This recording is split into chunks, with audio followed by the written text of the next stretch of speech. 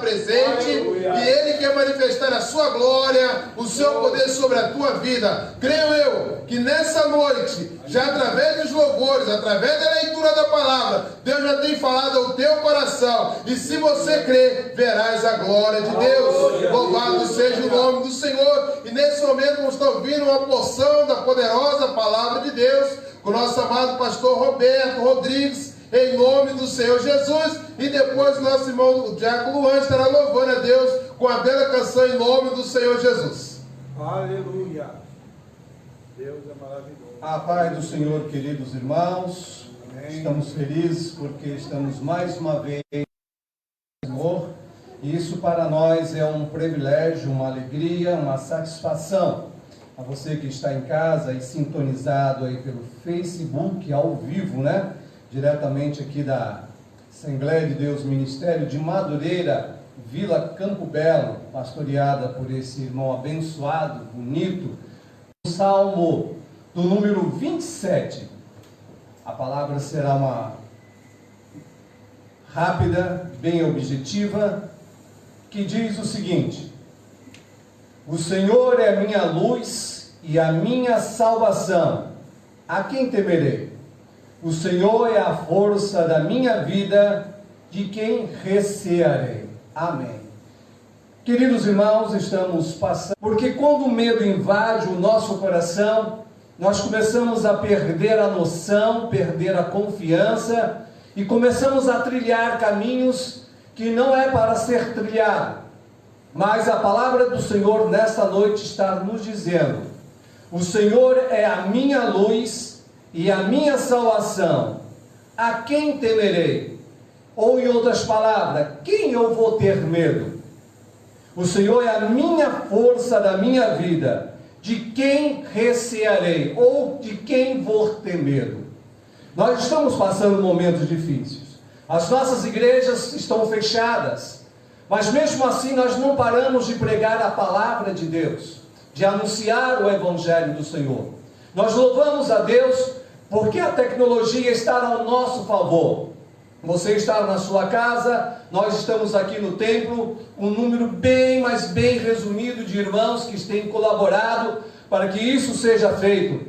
Mas mesmo assim nós não perdemos a oportunidade de apregoar, anunciar o Evangelho. E eu quero nessa noite compartilhar com você sobre este momento de medo que nós estamos vivendo.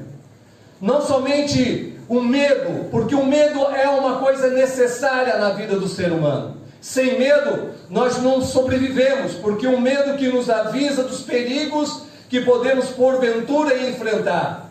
Mas existem medos que podem provocar doenças, medo que as pessoas têm de determinadas situações, que às vezes fica incontrolável. E eu tive a oportunidade de relacionar pelo menos de 10 fobias, 10 medos que a nossa sociedade enfrenta. E uma delas é a claustrofobia, ou seja, medo de ambientes fechados, medo de estar dentro de um avião ou andar de elevador. Outro medo que as pessoas podem adquirir, isso é uma doença, isso tem tratamento, é a doença de agorafobia, medo irracional de lugares abertos ou fechados com aglomerações de pessoas. Tem pessoas que têm este medo. Medo de zoofobia, ou seja, pessoas que têm medo de bichos, seja ele qual for, essas pessoas têm este medo. Outro medo que a sociedade enfrenta é uma doença, torno a repetir, a doença da acrofobia, medo de altura com um prédio muito alto, ou passar por uma passarela, andar numa roda gigante e outras coisas mais, ou numa escada muito alta, é medo de estar nestes lugares. Existe outro medo também, a da nictofobia, medo do escuro. Normalmente é um problema que vem desde a infância. Somente um especialista poderá tratar essas pessoas com esse tipo de medo. Medo de amafobia, ou seja, medo de ver sangue, de injeção, de cirurgia, de exame ou de um corte. É o medo de tenotofobia, ou seja, medo da morte, e um funeral nem pensar. Essas pessoas têm medo dessas coisas. Outro medo também, aerofobia, medo de viajar de avião. Outros têm medo de ficar dentro do avião, outros têm medo de viajar de avião. Outro medo de aracnofobia, ou seja, medo de aranha. Agora você me pergunta, por que eu estou dizendo tudo isso? Porque nós vivemos numa sociedade de medo. Nós estamos vivendo a época desse vírus que tem contaminado, tem se alastrado, e a ordem é de ficarmos em casa em quarentena. Se sairmos para trabalhar, temos que tomar as medidas cabíveis sugeridas pelo Ministério da Saúde. Isso traz um medo enorme nos nossos corações. Nós ficamos com medo de cumprimentar uma pessoa, ficamos com medo de abraçá-la, ficamos com medo de sair de nossa casa, nós ficamos naquela doença de que tudo que vamos tocar podemos ser contaminados. O medo, ele é avassalador, ele atinge a todas as pessoas. Não quero dizer a você que está em casa e a todos quantos nos ouvem, que esse medo não tem que estar na sua vida, absolutamente. O medo é necessário porque é um modo de nós nos defendermos. Mas nós vamos para a Bíblia. Nós vemos que os discípulos, eles tiveram também medo. Elias, quando você lê o Antigo Testamento, Elias fez grandes milagres, transformando o azeite, multiplicando o azeite, enfrentando os profetas de Baal. Quando ele descobriu que Jezabel tinha matado os profetas, ele iria matar também, ele teve medo e se escondeu. Mas eu separei alguns textos para que você possa entender que este medo é uma coisa natural. Às vezes é uma falta de confiança em Deus, mas eu quero trazer essa mensagem para que você confie em Deus, mas não deixe de tomar as devidas providências. Quando vamos para o livro de Mateus, no capítulo 8, no versículo 23 ao 26, nós vemos a narração de uma história, ao qual onde estava Jesus dormindo, e junto com ele os discípulos dentro de um barco. Não vou fazer a narração do texto para não tomarmos tempo, mas se você que está em casa tiver a Bíblia Sagrada, quiser nos acompanhar, no capítulo 8, versículo 23 ao 26. No versículo 23 diz assim: e entrando ele no barco com seus discípulos, e o seguiram. No versículo número 24 diz: e eis que no mar se levantou uma tempestade tão grande, que o barco era coberto pelas ondas, e ele porém estava dormindo. Versículo 25: e os seus discípulos aproximou-se e o despertaram, dizendo: Senhor, salva-nos, porque estamos perecendo. Versículo 26: e ele disse-lhe: por que temeis? Ou seja, por que vocês estão com medo, homens de pequena fé? Então se levantando, repreendeu o vento e o mar, e seguiu-se uma grande bonança.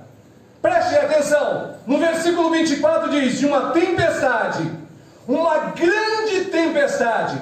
Esse vírus tem assolado a nossa sociedade, o nosso mundo de uma forma geral. É uma grande tempestade que tem assolado vidas e mais vidas. Muitas vidas têm sido ceifadas por essa tempestade chamada vírus, esse vírus que tem atingido muitas pessoas.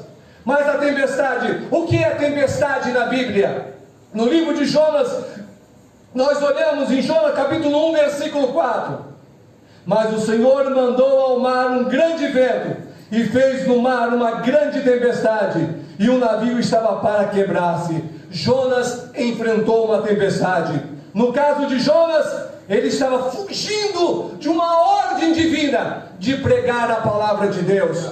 O apóstolo Paulo enfrentou uma grande tempestade quando estava sendo levado preso, e nós encontramos isso registrado no livro de Atos dos Apóstolos, capítulo 27, versículo 18 ao 20, que diz assim: andando nós agitados por uma veemente tempestade, no dia seguinte aliviaram o navio. Versículo 19: e ao terceiro dia nós mesmos com as próprias mãos lançamos ao mar a armação do navio. Versículo 20: e não apercebendo, havia muitos dias, nem sol e nem estrela, caindo sobre nós uma tão pequena tempestade, fugiu-nos toda a esperança de sermos salvos. A falta de esperança invadiu o coração, não somente da tripulação, mas de Paulo também, porque ele estava com medo. Observe, Paulo, um grande apóstolo, um homem usado por Deus, transformado pela palavra do Senhor. Jonas, conhecedor da palavra de Deus, tomado por uma grande tempestade, teve medo.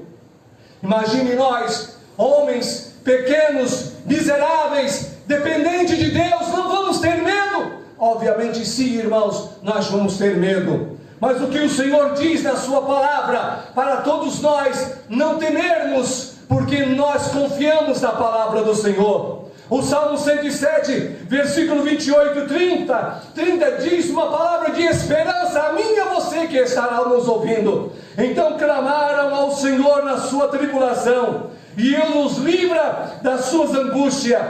Versículo 29, faz cessar a tormenta, acalma-se as ondas. Versículo 30, então se alegraram com a bonança, e Ele assim os leva ao porto desejado. O Senhor que vai dar a você tranquilidade nessa grande tempestade que você está passando. O nosso Brasil vai passar por uma bonança, por essa tempestade que estamos enfrentando. Isso é promessa de Deus. Estamos, irmãos, isolados por determinação do nosso governo, por determinação do Ministério da Saúde, mas eu quero lhe dizer nessa noite, o Senhor nos dará a esperança, o Senhor nos dará a vitória, Ele nos guardará dessa tempestade, desse vírus que assola a nossa humanidade, o nosso Brasil. Creia nessa palavra. Oh, louvado seja o nome do Senhor Jesus Cristo. Ainda prosseguindo na mensagem da tempestade e os discípulos junto com o Senhor Jesus no barco, versículo número 25 diz: aproximando-se o despertaram, dizendo: Senhor, salva-nos que perecemos. Jesus demonstrava uma plena confiança. O que o Senhor estava fazendo no barco? Ele estava dormindo, mas você poderia dizer, Ele é Deus. Ele tinha toda a plena confiança. Isso é um exemplo para todos nós, a termos confiança. O medo pode assolar a nossa alma, o nosso corpo, mas precisamos ter confiança. O que esse versículo nos representa hoje, o que ele significa para cada um de nós? Confiança de que Deus vai suprir todas as nossas necessidades. Aleluia. O seu barco pode estar quase a pique, a tempestade pode estar muito forte na sua vida, os problemas estão a assolar o seu coração, mas eu quero lhe dizer, você vai ter vitória no nome do Senhor Jesus Cristo. Essa tempestade, ela é passageira.